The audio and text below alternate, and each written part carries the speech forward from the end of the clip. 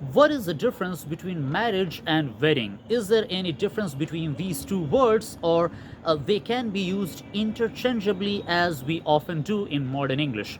Had it not been for one of my former students who I recently happened to encounter while attending a wedding ceremony who asked me this question, I would never actually have thought about making such a video. So, what is the difference? It is true that in modern English we use these two terms interchangeably, but are they actually synonymous, or we do have some difference between these words?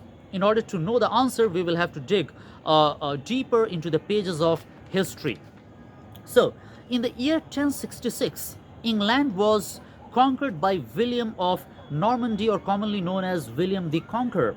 And this historic occasion was to have profound influence not just upon history and the political system of the country, but also upon making of the English language. Up to this time, that means till the time William conquered or he invaded England, English was actually a pure tongue, except for some Latin, Celtic, and Danish words. But from that time onwards, that means since the invasion, English became much more definitely a hybrid language. The existence for some time of these two languages, Norman French and native English, gave rise to synonyms, or one from the native language and the other from the Norman French, and gradually it became differentiated in meaning or usage.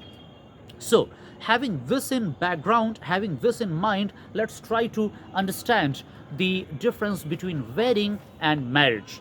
First of all, the word wedding is of native origin, or English, it is a pure English word, and it means to give pledge, not just in the sense of matrimony, but it is true that in modern English, the word wedding is used only in the sense of marriage. They are identical, but when it came into English language, it literally meant to give pledge for anything. While on the other hand, the word marriage literally means to become a husband, and the word marriage is of French origin. So gradually they became, common in the usage. So remember that. So among the Normans or Norman French, a marriage would be a much more formal affair than with the native English, and it was accompanied normally with considerable ceremony, a show, and ecclesiastical ritual. But the wedding of the Saxon or the native people was simple, intimate, homely, and marked by a fair amount of, merrymaking or celebration. The same distinction applies even between kingly and royal, or the words like child and infant. See, they're quite interesting. Although it is, although these pairs are used interchangeably in modern English. Let me talk about a few more interesting words, especially when we talk about some animals. When they are, living, and when they are grazing in the field, they have got a different word, normally from native origin, normally from English origin. But when they are killed and dressed, and when they are cooked, they have got a completely different word. Have you ever thought what is the distinction between sheep or goat and mutton? Why do we have two separate words? The word sheep actually is of native origin. So I think now you can understand that when the animal was living and it was in the field, it was tended by native shepherds, it was called a sheep. It continued to be called by a native word.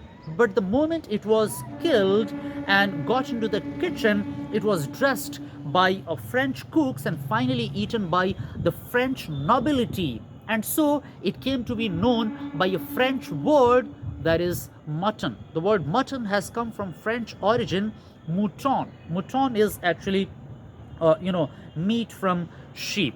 The same distinction applies between the words pig and pork. Pork is the meat from pig. Or on the other hand, we also have cow or bullock and beef, calf and veal. I think it is not surprising that if in those days, had the nobility of those days considered the cooked flesh of rabbit a delicacy, something delicious, by now, by this time, we would be calling this by a, by a different word, or it would have a different name like lapin. Okay, because it is of a French origin. So it is quite interesting to note that how more or less words that convey more or less the same meaning, they have got different terms, one from the Norman French and the other from the native English. I hope you enjoyed the video. Consider subscribing if you haven't yet done, and if you like the content, and hit the notifications so that you get alerts each time a new video is posted. Thank you very much.